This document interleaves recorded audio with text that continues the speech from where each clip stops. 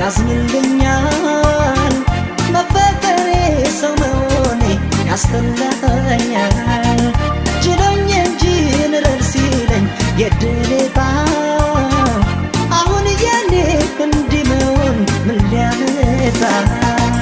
መጠረጠሬን መቅናት ትቼ ጨዋ ሆኜ እንድታኝ እንዴት ላድርግ አፈርሶን እስኪ ራስሽ መላበኝ መጠረጠሬን መቅናት ትቼ ጨዋ ሆኜ እንድታኝ እንዴት ላድርግ አፈርሶን እስኪ ራስሽ መላበኝ